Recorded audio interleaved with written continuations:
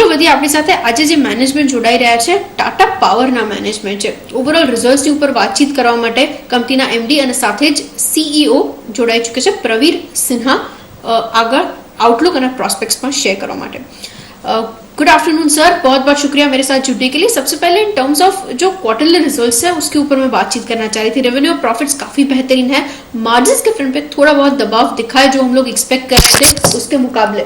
किस तरीके से ये क्वार्टर रहा और मार्जिन के फ्रंट पे जो दबाव दिख रहा है उसकी क्या वजह रही, उसी से शुरुआत करें। ये क्वार्टर अच्छा क्वार्टर रहा, जैसे कि पहले भी आप लोग को बताया गया है कि ये 6th कंसेक्यूटिव क्वार्टर हमारा प्रॉफिट इंक्रीज हुआ है और इस क्वार्टर में भी प्रॉफिट इंक्रीज हुआ है। ये बहुत ही कठिन समय था, बहुत कठिन साल रहा है हमारे लिए और सबके लिए देश में। और इस साल इस तरह का परफॉर्मेंस जो हमारे लोगों ने किया है बहुत अच्छा है। जैसा आपने बताया कि प्रॉफिट मार्जिन पे प्रेशर रहा, प्रॉफिट मार्जिन पे हमारे जो जनरेशन के बिजनेस है उसमें बहुत अच्छा चला, उसमें कोई प्रॉफिट मार्जिन का इशू नहीं आया। हमारे जो डिस्ट्रीब्यूशन एंड ट्रांसमिशन बिजनेस है वो बहुत स्टेबल रहा। प्रॉफिट मार्जिन हमारा परेशानी थोड़ा सा था इन रिन्यूएबल बिजनेस। हम रिन्यूएबल में ईपीसी करते हैं और ईपीसी में हमने देखा कि हमारे प्रॉफिट मार्जिन्स थोड़े कम हुए इस क्वार्टर में, प्राइमरली क्योंकि जो हमारे मेजर इंपोर्ट होता है सोलर पैनल्स और सेल्स का चाइना से होता है। पिछले साल वहां पे एक फैक्ट्री में आग लग गई थी जिसमें ग्लासेस बनते हैं, जिससे कि ग्लास सप्लाई डिले हो गया था और इसके कारण चाइना में प्राइस इंक्रीज काफी हो गया। जो पहले 17-18 सेंट्स का होता था 20-21 चला गया, तो ये करीब 10%-15% इंक्रीज जो उनका सेल्स में प्राइसेस में के कारण जो मार्जिन्स हैं वो कम रहे। सिमिलरली जो शिपिंग जो है, ट्रांसपोर्टेशन जब हम करते हैं तो ये जो हमारे कंटेनर्स हैं वो उसमें काफी परेशानी रहा है, क्योंकि काफी सारे शिप्स जाके फंसे रहे चाइना में, बिकॉज चाइना और ऑस्ट्रेलिया का एक ट्रेड इशू आ गया था where China had banned Australian products. तो ये बड़े सारे ships with containers Chinese port पे 3-4 महीना पड़े रहे and then they had to go back. So जो कंटेनर्स जो थे उनके प्राइसेस करीब 5 से 6 टाइम्स इंक्रीज हो गए। तो ये एक टेम्पररी फेज था। अब हम देख रहे हैं कि प्राइसेस रिड्यूस हो गए हैं, कंटेनर के प्राइसेस रिड्यूस हुए हैं, सो ऑल्सो जो सेल्स के प्राइसेस हैं वो भी काफी रिड्यूस हुए, बिकॉज ये भी देखने में आया कि चाइना ने प्रोडक्शन कैपेसिटी अपना इंक्रीज कर दिया है पिछले कई सालों में, और लास्ट ईयर भी उन्होंने प्रोडक्शन कैपेसिटी जो इंक्रीज किया है उसका इम्पैक्ट हमें देखने में आया। तो आगे जाके होपफुली मार्जिन्स हमारे बेटर रहेंगे और मैं उम्मीद करता हूँ कि परफॉर्मेंस भी इम्प्रूवमेंट होगा और मार्जिन भी अच्छे। Agreed sir. और इन टर्म्स ऑफ सेगमेंटल कहाँ से सबसे ज्यादा ग्रोथ आपने देखा है, कुछ बाइफिकेशन आप मेरे साथ शेयर कर पाए? क्योंकि अगर मैं ठीक समझ रही हूँ तो जनरेशन में थोड़ा डिक्लाइन था, लेकिन रिन्यूएबल्स और जो बाकी के सेगमेंट्स हैं उसमें एक अच्छा इम्प्रूवमेंट दिखा भी है। किस तरीके से शेप अप हुआ था इस क्वार्टर के दौरान? तो टीएनडी में बहुत अच्छा परफॉर्मेंस रहा है। हमारे दिल्ली में जो ऑपरेशंस हैं वो बहुत अच्छे रहे हैं। मुंबई में भी परफॉर्मेंस बहुत अच्छा रहा है। दिल्ली में हमारा एटीएनसी लॉस 7% से कम आ गया है और मुंबई में भी 1% से कम आ गया है, 0.7% आ गया। और जो हमने ट्रांसमिशन के काम प्रोजेक्ट्स लिए थे मुंबई में सब कंप्लीट हो गए हैं। एंड इसके साथ साथ हम लोग ने उड़ीसा डिस्कॉम में जो काम शुरू किया था पिछले साल, जो 1 जून से हमने एक सेंट्रल डिस्कॉम लिया और फिर 2 और 1 जनवरी से लिया, तो तीनों का बहुत बेहतरीन परफॉर्मेंस रहा है। इनफैक्ट तीनों का यदि हम रिजल्ट्स देखें, कंबाइंड रिजल्ट, तो प्रॉफिटेबल रहा है फर्स्ट ईयर में ही। फर्स्ट ईयर में भी बहुत कम पीरियड में, 3 महीना एंड 10 महीने में। सो उम्मीद करते हैं कि हम future quarters and future years में इसका बहुत बेहतरीन परफॉर्मेंस रहेगा। इनफैक्ट हमने जब बिड किया था तब हमने असेस किया था कि फर्स्ट 2 इयर्स हम लॉस करेंगे, बिकॉज जो loss AT&C loss trajectory reduce करना था, काफी ज्यादा रिडक्शन रेगुलेटर ने दिया था, बट हमने काफी इसमें रिडक्शन दिया है फर्स्ट ईयर में ही। एंड जिस तरह से हमारा शुरुआत हुआ है, ये मोमेंटम पकड़ेगा in future months and you will see very good performance from Odisha discoms इस साल। जनरेशन बिजनेस हमारा बहुत स्टेबल बिजनेस है। ये हर साल बहुत ही अच्छा स्टेबल परफॉर्मेंस देता है। हमारे चाहे ट्रॉम्बे के प्लांट्स हों या हमारे हाइड्रो प्लांट्स हैं या माइथन या जोजोबेरा के प्लांट, सब ने बहुत अच्छा परफॉर्मेंस किया।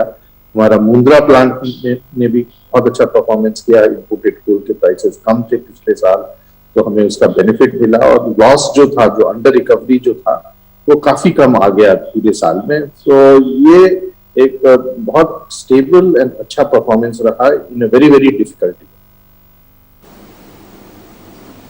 अच्छा सर, उड़ीसा डिस्कॉम की जो आप बात कर रहे थे उसके ऊपर मैं थोड़ी और डिटेल समझना चाह रही थी, क्योंकि वहां से डिस्ट्रीब्यूशन रेवेन्यूज के फ्रंट पे थोड़ा इजाफा आया है। पोटेंशियल जनरेशन आप और कितना देख रहे हैं इन टर्म्स ऑफ रेवेन्यू, और साथ ही क्योंकि हम लोग मार्जिन्स के ऊपर थोड़ा डाइल्यूशन उसकी वजह से देख रहे हैं, वहां से क्या आउटलुक बन रहा है फिर?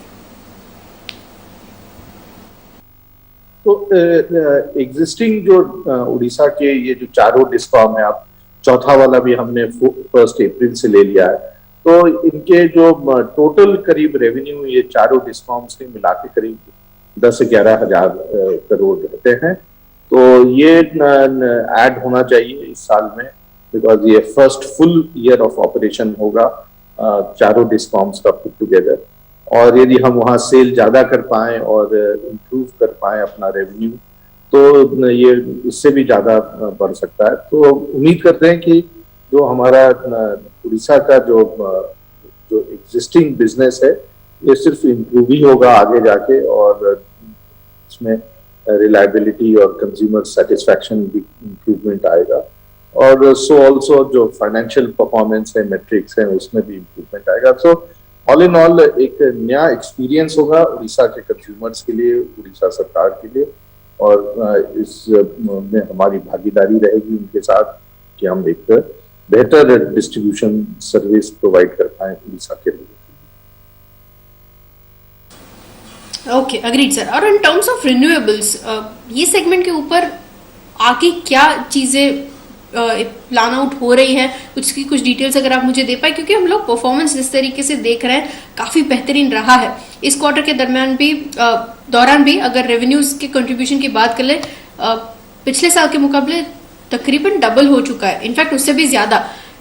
किस तरीके से इसका वैल्यू पोटेंशियल आप यहाँ से आके इन्वेस्टर्स को हेल्प आउट करने के लिए, वैल्यू अनलॉकिंग के लिए के तौर पे अगर कुछ सोच रहे हैं, कुछ डिटेल्स अगर आप मुझे दे पाएं।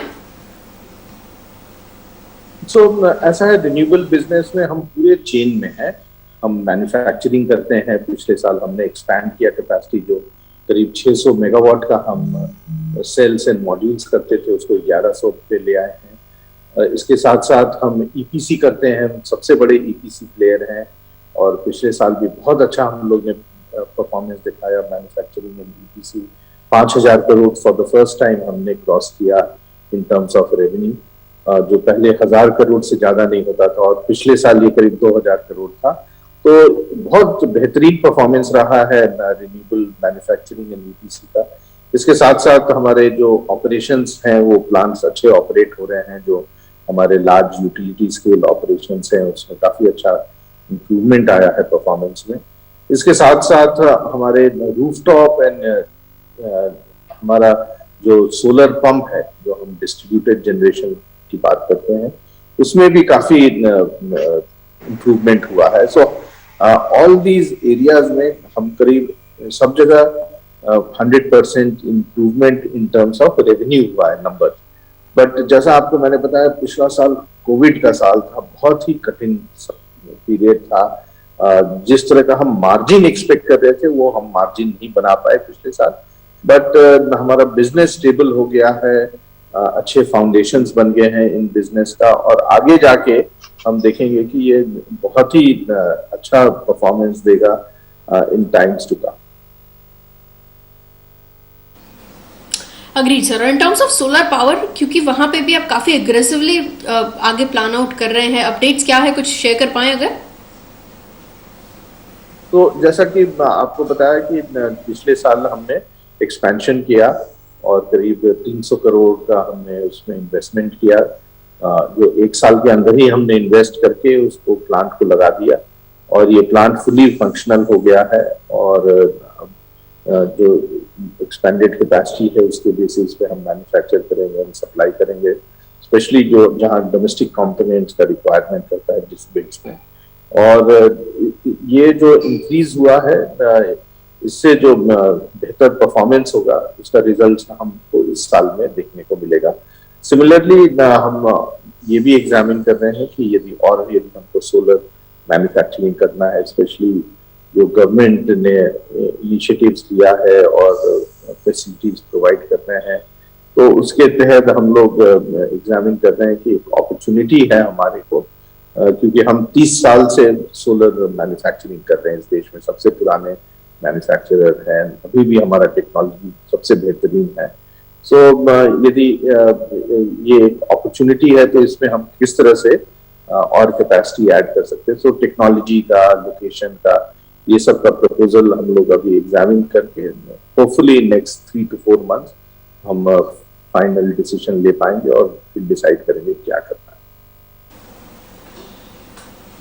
Okay, agreed sir. और in terms of electric vehicle charging stations, उसमें आप कितनी अपॉर्चुनिटीज आगे ओपन अप होते हुए देख रहे हैं? ग्रोथ मोमेंटम कैसा होगा? ये जो मार्केट साइज है, पोटेंशियल जनरेशन, क्या उम्मीद रखनी चाहिए? तो ईवी चार्जिंग में भी आज के दिन में सबसे बड़े प्लेयर हम लोग देश में हैं।